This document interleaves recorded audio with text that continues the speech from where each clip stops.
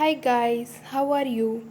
Today we will discuss a new topic which is in the syllabus of class 11 students. So this video is basically for class 11 students और ये बाकी लोगों के लिए भी useful है जिनको difference between business profession and employment के बारे में समझना है. Those who want to know the difference between business profession and employment, so they can also learn in this video. And basically this video is for class 11th commerce stream students, CBSE particularly, because बाकी सारे boards में भी आपको पढ़ने होंगे but मैं जो video बनाती हूँ बेसिकली मैं CBSE, because being a CBSE student I make the videos on the CBSE, whatever the syllabus is given in the CBSE board. तो मे भी कुछ ऐसी चीज़ें भी हो सकती जो आपको हमसे ज़्यादा पता हो अगर वो स्टेट बोर्ड के बच्चे हैं, but this video will be useful for everyone who is from commerce background. So without wasting your precious time, let's start. So guys, there exists a wide difference between business profession and employment. Business profession और employment के बीच में बहुत बड़ा difference होता है. इस difference को हमने 11 बेसिस पे हमने जो है उसको डिस्टिंग्विश किया है एक दूसरे से. बोथ तीनों आपको सुनने में हो सकता है एक जैसा लगे, लेकिन आप as a commerce stream students आपको ये पता होना चाहिए कि बिजनेस प्रोफेशन और एम्प्लॉयमेंट में बेसिक डिफरेंस क्या है. So let's start with the first point. कभी भी आप गाइस, कभी भी आप अगर कोई भी अगर आपको कोई भी डिफ्रेंशिएट करना हो, क्वेश्चन में कभी भी आ जाता है कि डिस्टिंग्विश बिटवीन जो भी चीज़ है किसी भी चीज़ के बीच में आ जाता है. से for example differentiate between business profession and employment, तो आपको बेसिस में सबसे पहले मीनिंग लिखना होगा, क्योंकि ये जानना ज़रूरी है. कभी भी आपको एग्जामिनर को बताना है तो ये चीज़ उनको आप सबसे पहले इंट्रोड्यूस करेंगे इस टॉपिक के बारे में कि ये है क्या. सबसे पहला बेसिक डिफरेंस तो it begins with the meaning only. Meaning से ही पता चलता है कि इन दोनों में क्या अंतर है. उसके बाद आप धीरे धीरे उसके एलिमेंट्स पे, पर्पस पे, ऑब्जेक्टिव पे, नेचर पे आप आ सकते हैं. But first point you must include is the meaning. चाहे आपको बुक में मीनिंग दिया हो या नहीं दिया हो बेसिस में, लेकिन अगर आपको मीनिंग पता है तो आप उसकी डेफिनेशन मीनिंग के हिसाब से आप लिख दीजिए कि पहला मीनिंग के बेसिस पे जो है आपने जो है वो डिफ्रेंशिएट किया है. So it is very useful. तो एक तरह से आपका जो है प्लस पॉइंट भी बढ़ जाएगा. अगर आपके पास 3 या 4 बेसिस पे है तो आपका एक बेसिस और बन जाएगा.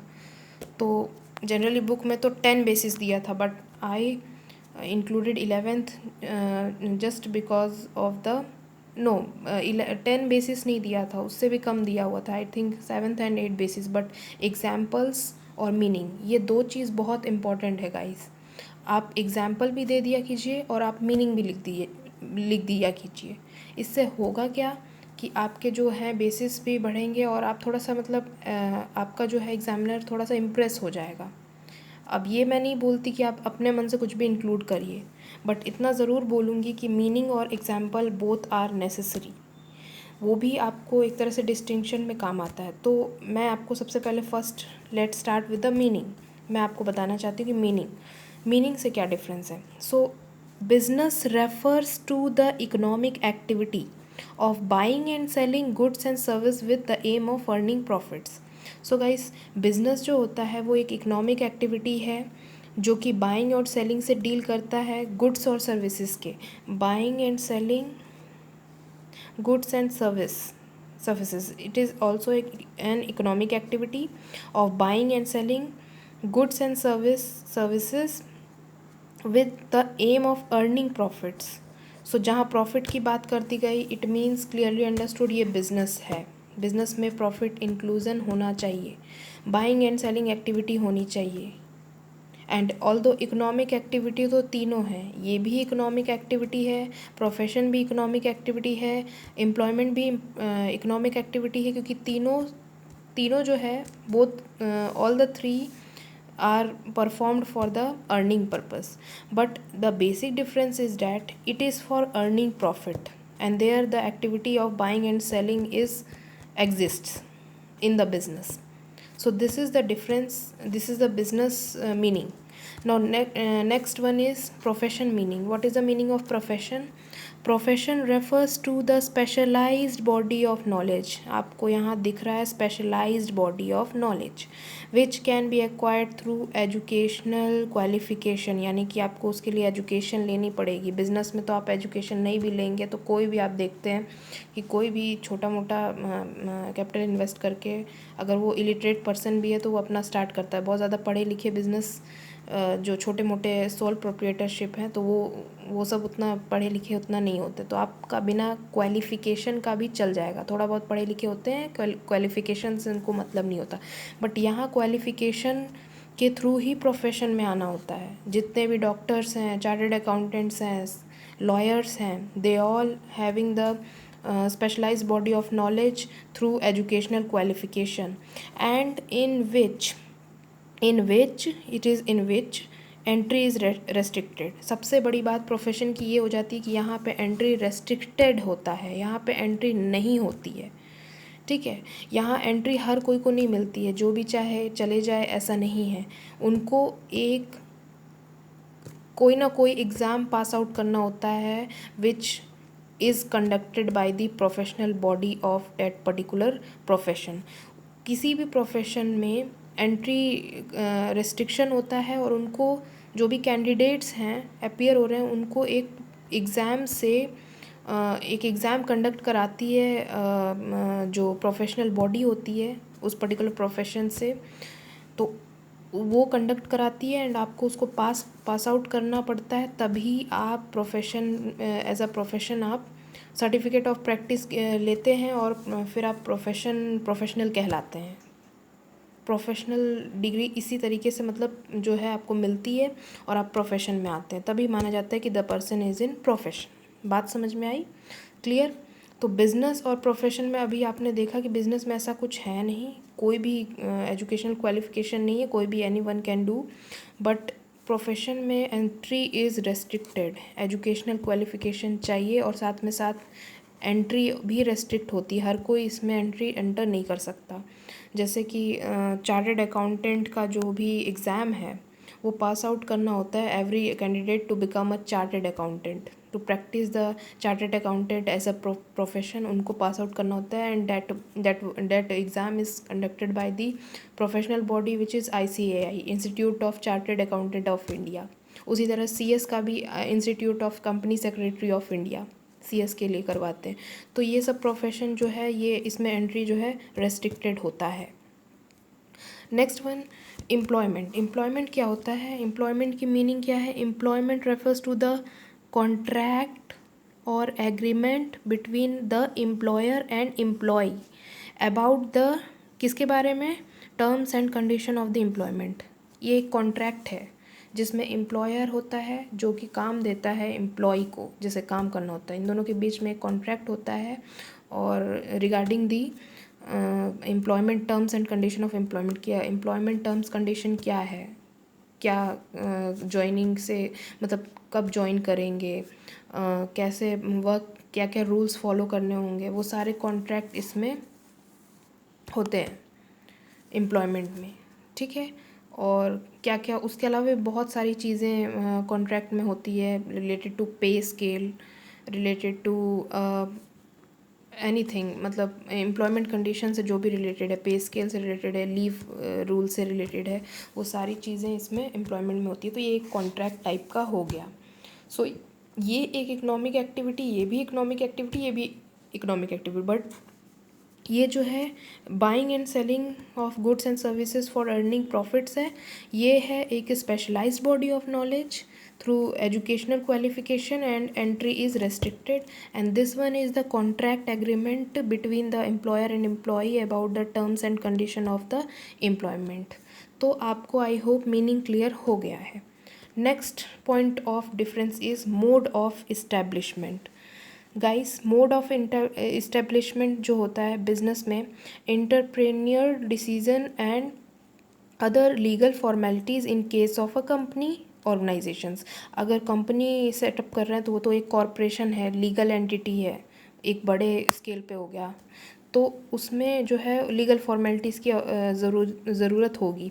लीगल फॉर्मेलिटीज़ आपको बहुत सारे उसमें फिलअप करने पड़ेंगे, आपको उसको सबमिट करना पड़ेगा. मतलब आपको पूरा जो है लीगल फॉर्मेलिटीज़ उसके रिलेटेड प्रिपेयर करनी पड़ेगी तो कंपनी में. लेकिन अगर सोल प्रोप्रिएटर बिजनेस है, सोल प्रोप्रिएटरशिप बिजनेस है, तो उसमें एंटरप्रेन्योर का अपना डिसीज़न ही उनको इस्टेब्लिश बिजनेस, सोल प्रोप्रिएटरशिप बिजनेस के इस्टेब्लिश करने के लिए काफ़ी है.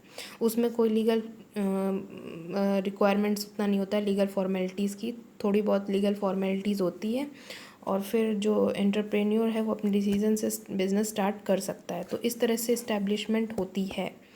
बट प्रोफेशन की अगर हम बात करें तो प्रोफेशन में जो मेंबरशिप ऑफ प्रोफेशनल बॉडी होना पड़ता है, यानी कि आपको प्रोफेशनल बॉडी, जो प्रोफेशनल इंस्टीट्यूट है, जो प्रोफेशनल एसोसिएशन है, वहाँ का मेंबरशिप आपको होना पड़ेगा.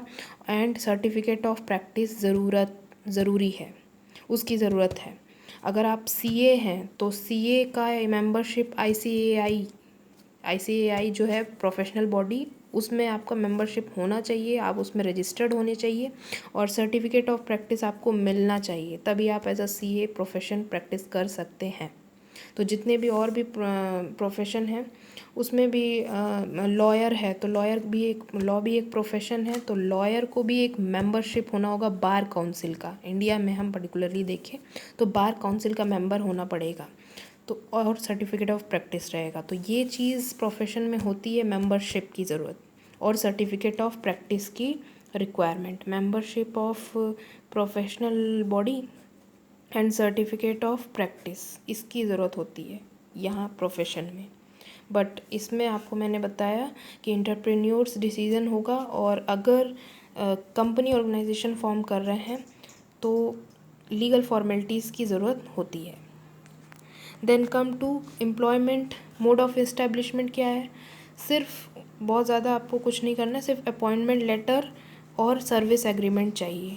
एक अपॉइंटमेंट लेटर, जॉइनिंग लेटर जैसा आता है ना, वो चाहिए. अपॉइंटमेंट लेटर, एम्प्लॉयमेंट लेटर उसको भी हम बोल सकते हैं. एम्प्लॉयमेंट लेटर जो एम्प्लॉयमेंट के जो टर्म्स और कंडीशन को जो होता है लेटर, जो कॉन्ट्रैक्ट होता है, तो वो अपॉइंटमेंट लेटर और सर्विस एग्रीमेंट होनी चाहिए. इससे आपका जो है एम्प्लॉयमेंट इस्टेब्लिश हुआ, बिज़नेस और प्रोफेशन भी इसी तरीके से इस्टेब्लिश हुआ है. आपने देख लिया difference. Now next difference is qualification. See guys, qualification में मतलब पढ़े लिखे, डिग्री, क्वालिफिकेशन. सो बिज़नेस में ऐसा कोई डिग्री की रिक्वायरमेंट नहीं है. अगर आप पढ़े लिखे हैं तो अच्छी बात है, आप अच्छे से. लेकिन अगर आप नहीं पढ़े हैं तो किसी तरह से बिज़नेस अपना जो है चला सकते हैं. रिटेल्स, जनरल स्टोर्स में शॉपकीपर्स को देख लीजिए, ज़्यादा क्वालिफ़िकेशंस की ज़रूरत नहीं है. अगर आप एज अ कंपनी ऑर्गेनाइजेशन में हैं तो हो सकता है कंपनी ऑर्गेनाइजेशन में थोड़ा क्या मतलब क्वालिफ़िकेशन की ज़रूरत होती है. लेकिन अगर छोटा मोटा बिज़नेस करना है तो उसके लिए क्वालिफ़िकेशन, बहुत ज़्यादा डिग्री की कोई ज़रूरत नहीं होती. तो no qualification are required in case of business. But profession में तो आपको पता ही है, बाप रे, मतलब इसमें प्रोफेशन में तो आपको पता ही है कि इसमें जो बहुत क्वालिफ़िकेशंस के साथ साथ एक्सपर्टाइज्ड ट्रेनिंग भी होनी चाहिए, जो कि प्रोफेशनल इंस्टीट्यूट जो है वो प्रिस्क्राइब करती है. ठीक है, मतलब एक सीए को, चार्टर्ड अकाउंटेंट को उसकी क्वालिफ़िकेशन तो होगी, साथ ही साथ उसकी आर्टिकलशिप ट्रेनिंग भी चाहिए उस पर्टिकुलर फील्ड में. तो मतलब यहाँ पे पूरा क्वालिफ़िकेशन चाहिए भाई. इससे भी ज़्यादा क्वालिफ़िकेशन बिज़नेस से भी ज़्यादा प्रोफेशन में चाहिए ही चाहिए. देन एम्प्लॉयमेंट में भी क्वालिफ़िकेशन चाहिए, बिकॉज आप काम करेंगे किसी के अंडर भी, अगर आप वर्क करेंगे तो आपको काम करने के उसके बारे में पता होना चाहिए ना, कैसे काम करना है, क्या चीज़ें हैं। तो क्वालिफ़िकेशन और ट्रेनिंग जो एम्प्लॉयर जो देता है, प्रिस्क्राइब करता है, वो होना चाहिए, क्योंकि आप एम्प्लॉयर के अंडर वर्क कर रहे हैं एम्प्लॉयमेंट में। तो जो भी क्वालिफ़िकेशन एंड ट्रेनिंग प्रिस्क्राइब करेंगे एम्प्लॉयर, वही आपको लेना होगा। So this is the difference on qualification. Now next difference is on the basis of reward return, यानी कि आपको बदले में क्या मिलता है, कौन सा रिवार्ड रिटर्न मिलता है, पे स्केल। सो बिजनेस में प्रॉफिट, प्रॉफिट मिलता है, ठीक है। रेगुलर रिटर्न तो मिलेगा, लेकिन प्रॉफिट इसका जो है रिवार्ड है, यहाँ पे रिवार्ड बेसिस पे हमने किया है। तो रिवार्ड और रिटर्न बेसिस अगर हम देखें तो प्रॉफिट अर्निंग बिजनेस में होता है। प्रोफेशन में प्रोफेशनल फ़ी मिलता है, जो आप क्लाइंट्स को सर्विसेज रेंडर करते हैं ना, तो आपको अपने जो प्रोफेशनलाइज नॉलेज रहता है, उस पर्टिकुलर स्पेशलाइज नॉलेज, जो स्पेशलाइजेशन जो आप लेते हैं, उसी के लिए आपको प्रोफेशनल फ़ी मिलता है, आपको आपके प्रोफेशन के लिए। देन एम्प्लॉयमेंट में आपको सैलरी और वेजेस मिलता है, आप जैसा जो भी है पोस्ट के हिसाब से, और उसमें जो है एक फ़िक्स सैलरी वेजेस आपको मिलेगा। Risk, now next one is risk is higher in business में रिस्क हायर है, क्योंकि प्रॉफिट अनसर्टेन है, अनसर्टेनिटी है, तो बिज़नेस में रिस्क बहुत ज़्यादा है। प्रोफेशन में लिटिल रिस्क है, ज़्यादा नहीं है, ऑल्दो प्रोफेशन उतना ज़्यादा रिस्कियर नहीं होता है, बट बिज़नेस तो रिस्कियर होता है, तो इसलिए प्रोफेशन में उतना ज़्यादा रिस्क नहीं है थोड़ा बहुत, लेकिन ज़्यादा नहीं है। तो little risk is present in the profession. Then employment में देयर इज़ नो रिस्क।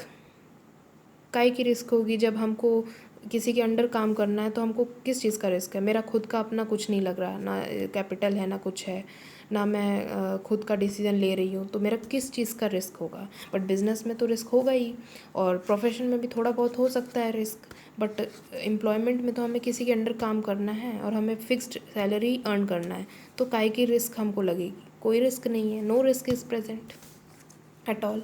जो भी रिस्क है वो एम्प्लॉय को नहीं है, एम्प्लॉयर को है, एम्प्लॉयर जाने। लेकिन एज अ एम्प्लॉयमेंट के पॉइंट ऑफ व्यू से हम देखें तो एम्प्लॉय ही मानना है अपने आप को, तो एम्प्लॉयमेंट में कोई भी रिस्क प्रेजेंट नहीं होता। Then next one is regular returns भी एक है बेसिस, जैसे ये तो रिटर्न पे था, लेकिन रेगुलरिटी इन रिटर्न्स भी हमने इसमें इंक्लूड कर दिया है to make you more clear. तो बिज़नेस में इरेगुलर रिटर्न्स, इरेगुलर प्रॉफिट्स होता है, आपको पता है कि प्रॉफिट जो है वो इरेगुलर, अनसर्टेनिटी की वजह से, अनएक्सपेक्टेड इवेंट होने की वजह से जो रिटर्न्स है वो इरेगुलर रहते हैं। प्रोफेशन में जनरली जो रिटर्न्स होते हैं वो रेगुलर ही होते हैं, क्योंकि इसमें कोई रिस्क जैसा कुछ प्रेजेंट नहीं होता है। आपके नॉलेज पे, आपके प्रोफेशन पे, आपके जो प्रोफेशनल नॉलेज पे आपको जो मिलता है फ़ी, एक नॉमिनल फ़ी मिलता है, तो वो जो है वो बार बार प्रॉफिट जैसा तो कुछ मोटिव होता नहीं है प्रोफेशन का। तो यहाँ पे जो रिटर्न्स है वो जनरली रेगुलर रिटर्न्स ही मिलता है। एम्प्लॉयमेंट में there is fixed and regular pay, तो सैलरी वेजेस भी आपकी फ़िक्स होती है, तनख्वाह पर मंथ 50,000 है तो 50,000 आपको पर मंथ मिलेगा, ना ही उसमें कोई प्रॉफिट अर्न करेंगे, ना ही उससे कम मिलेगा। कम मिलने का चांस तब होता है जब आपकी कंपनी कोई फाइनेंशियल क्राइसिस में जा रही है, अदरवाइज नॉर्मल कंडीशन में अगर हम नॉर्मली देखें तो फिक्स्ड और regular pay. The next one, nature of work. Business में nature of work is regular dealing in goods and services to public को गुड्स और सर्विसेज में डीलिंग करना बिजनेस में होता है। प्रोफेशन में rendering of expert services to clients. Expert services जो आपके जो प्रोफेशनल नॉलेज, जो आपके स्पेशलाइज्ड नॉलेज होते हैं, एक्सपर्टाइज्ड होते हैं, वही सर्विसेज आप रेंडर करते हैं अपने क्लाइंट्स को।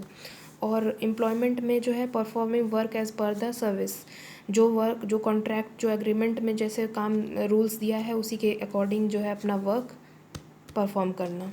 ये होता है नेचर ऑफ वर्क, कि किस तरीके से काम होता है बिजनेस, प्रोफेशन, एम्प्लॉयमेंट में। Then the next one is capital investment. Capital investment business में ज़रूरी है करना, बिकॉज आपका खुद का बिजनेस सेटअप करना है, तो आप अगर क्या कंपनी भी अगर आप सेटअप कर रहे हैं तो उसमें भी आपको 2-4 लोग मिल करके तो कैपिटल इन्वेस्टमेंट की ज़रूरत होगी, तो बिज़नेस में कैपिटल इन्वेस्टमेंट ज़रूरी ही है। रिक्वायर्ड ही है। प्रोफेशन में लिटिल कैपिटल इज़ रिक्वायर्ड। अगर आप सरकारी, अगर आप गवर्नमेंट से कर रहे हैं तो आपको उसकी कोई ज़रूरत नहीं है कैपिटल की, आपका खुद का कैपिटल नहीं जाता। लेकिन अगर आप अपना प्राइवेट सेटअप करके रखे हैं, अगर आप सीए हैं, प्राइवेट फर्म अपना खोल के रखे हैं, या फिर आप डॉक्टर हैं, प्राइवेटली क्लिनिक खोल के रखे हैं ओपन करके, तो आपके प्राइवेट क्लिनिक खोलने में आपको कैपिटल इन्वेस्ट हो सकता है, तो लिटिल कैपिटल रिक्वायर्ड है। जनरली प्रोफेशन में उतना कैपिटल नहीं रिक्वायरमेंट है जितना बिजनेस के लिए है। और एम्प्लॉयमेंट में तो कोई कैपिटल रिक्वायरमेंट नहीं है, आपको किसी के अंडर काम करना है, you have to work under the employer. तो एम्प्लॉयर का जो है, एम्प्लॉयर आपको वहाँ पे जाना है, पर्टिकुलरली वर्क करना है और वापस आ जाना है, तो इसमें कोई कैपिटल रिक्वायरमेंट नहीं होता है। Then last, this one is transfer of interest. अभी दो और है, मैं गलती से बोल दी, लास्ट है transfer of interest. Transfer of interest, interest को ट्रांसफ़र करना है वन जनरेशन से अदर जनरेशन। अगर आप कोई काम कर रहे हैं तो आपके आगे के जनरेशन वाले जो, आप उनको ट्रांसफ़र कर सकते हैं। बिज़नेस में बिल्कुल कर सकते हैं। आप देखे ही होंगे कि पहले उनके पिताजी करते थे बिज़नेस, उसके बाद फिर बेटा भी करने लगा वही बिज़नेस। तो इसमें जो होता है ट्रांसफ़र ऑफ इंटरेस्ट है, क्योंकि इसमें कोई एजुकेशन की ज़रूरत होती नहीं है, जो कि पर्टिकुलर पर्सन एक्वायर करेगा तभी वो करेगा, ऐसा नहीं है। तो इसलिए इसमें कोई ज़रूरत उतना नहीं है, बिज़नेस करना है तो वो चला आ रहा है, ट्रांस जनरेशन टू जनरेशन वो ट्रांसफ़र हो जाएगा। तो transfer of interest is possible, completely possible in business. Profession में transfer of interest is not possible, क्योंकि रेस्ट्रिक्टेड एंट्री, क्योंकि ये जो स्पेशलाइज्ड नॉलेज गेन करेगा, those who will gain the specialised knowledge, that will only enter into the profession. And it's not necessary that if a father has if a father has entered in a profession, तो automatically son will also enter without the particular without the expertise knowledge, without the specialized knowledge, without the membership of the professional body, you can't transfer the interest in the profession. अगर एक doctor है तो doctor के जो सन है या daughter है, जो भी है, चाइल्ड है, तो डॉक्टर अपने चाइल्ड को ऐसा नहीं है कि वो ट्रांसफ़र इंटरेस्ट कर देगा कि now you start checking the patients, ऐसा नहीं हो सकता, बिकॉज उसके लिए एक पर्टिकुलर स्पेशलाइज्ड नॉलेज ज़रूरी है। there is a requirement of, there is a compulsion of the specialized knowledge, so that's why transfer of interest is not possible in profession में नहीं है, इसके लिए एजुकेशन चाहिए। एम्प्लॉयमेंट में भी ट्रांसफ़र ऑफ इंटरेस्ट जो है वो पॉसिबल नहीं है, क्योंकि यहाँ पे भी आपको वर्क करना है, कॉन्ट्रैक्ट आपका है, तो जिसका कॉन्ट्रैक्ट जिसके साथ है वही कहेगा, वही मतलब परफॉर्म करेगा, वर्क कैरी आउट करेगा। अब ऐसा नहीं है कि एक एम्प्लॉयर का कॉन्ट्रैक्ट उसके एक एम्प्लॉई का कॉन्ट्रैक्ट उसके एम्प्लॉयर के साथ है तो एम्प्लॉई का सन भी आ जाएगा उसमें ऑटोमेटिकली, नहीं, यहाँ पे भी जो है एजुकेशन की ज़रूरत होती है और साथ ही साथ कॉन्ट्रैक्ट भी है, तो इसलिए transfer of interest is not possible in case of employment. So business में है पूरी तरीके से, प्रोफेशन में बिल्कुल नहीं है, और इसमें भी एम्प्लॉयमेंट में भी बिल्कुल भी नहीं है। Then the code of conduct, no code of conduct is prescribed and followed. इसमें कोई कोड ऑफ कंडक्ट फॉलो करने की ज़रूरत ही नहीं है, कोई प्रोफेशन जैसा कुछ है तो नहीं, आप कुछ भी अपने से कुछ भी है जो आपका कोई कोड ऑफ कंडक्ट नहीं है, इंस्ट्रक्शन पे कोई आपको चलने की ज़रूरत नहीं है बिज़नेस में। देन प्रोफेशन में प्रोफेशनल कोड ऑफ कंडक्ट, जो प्रोफेशनल बॉडी अपना code of conduct, ethical code of conduct enforce issue करती है, उसको ज़रूरी है फॉलो करना, क्योंकि कोई डॉक्टर है तो वो भी एक कोड ऑफ कंडक्ट, उनके पास कोड ऑफ कंडक्ट होता है कि उनको किस लिमिटेशन के विद इन उनको जो है अपना प्रोफेशन कैरी आउट करना है, वो कुछ अनएथिकल मीन्स का यूज़ नहीं करेंगे। सो ये प्रोफेशनल कोड ऑफ कंडक्ट जो है वो पूरी तरीके से जो प्रोफेशनल इंस्टीट्यूट डिज़ाइन करती है उसको फॉलो करना पड़ता है प्रोफेशन में, ठीक है। उसके बाद एम्प्लॉयमेंट में है जो behaviour, norms of behaviour laid down by the employer are to be followed. Employer कुछ डिसाइड करता है, एम्प्लॉयर कुछ नॉर्म्स ऑफ बिहेवियर है जो अपना कुछ बनाता है, तो उसको एम्प्लॉय को फॉलो करना होता है उस कॉन्ट्रैक्ट के हिसाब से। तो ये होता है कोड ऑफ कंडक्ट। बिजनेस में नहीं करना है, प्रोफेशन में प्रोफेशनल कोड ऑफ कंडक्ट होता है, और एम्प्लॉयमेंट में नॉर्म्स ऑफ बिहेवियर जो एम्प्लॉयर के थ्रू जो लेड डाउन होता है उसको फॉलो करना होता है कोड ऑफ एम्प्लॉयमेंट में, ठीक है, एम्प्लॉय को। Then last one is example. Example में कुछ भी आप दे दीजिए। बिजनेस में आप जानते हैं retail store, sole proprietorship, company organisation, although it is a legal entity, but business में आता है सब। रिटेल स्टोर हो गया, सोल प्रोप्रिएटरशिप बिजनेस हो गया, ये सब एग्जाम्पल है बिजनेस का। प्रोफेशन में आप डॉक्टर, चार्टर्ड अकाउंटेंट, लॉयर, ये सब प्रोफेशन में आते हैं। एम्प्लॉयमेंट में एग्जाम्पल बैंकिंग एम्प्लॉयज़, ज़्यादातर मुझे बैंकिंग एम्प्लॉयज़ ज़्यादा याद आ गया था, तो इसलिए एम्प्लॉयज़ ज़्यादातर आप देखेंगे तो बैंकिंग एम्प्लॉयज़, बैंकर्स जो हैं वो सब बैंक में जो काम कर रहे हैं वो किसी कॉन्ट्रैक्ट पे कर रहे हैं, तो ये एम्प्लॉयमेंट हो गया, they are considered as employees. वैसे तो एम्प्लॉयज़ हर ऑर्गेनाइजेशन में होते हैं हम देखें तो, बट मैंने यहाँ पे आप कोई दूसरा एग्जांपल भी अगर आपको है तो आप ले सकते हैं, बट मैंने आपको एक एग्जांपल यहाँ से दे दिया, banking employees. So I hope so आपने ये डिफरेंस समझा होगा। I hope so you must have understood the topic very what to say very deeply. मैंने जो है बहुत अच्छे से क्लियरली एक्सप्लेन कर दिया है। And if there is any query then please do ask me in the comment section. And this was all in this video, guys. Keep supporting me, and at last I want to say, be safe, be healthy, take care of yourself and your family too. Thank you, guys. Thank you for watching my videos.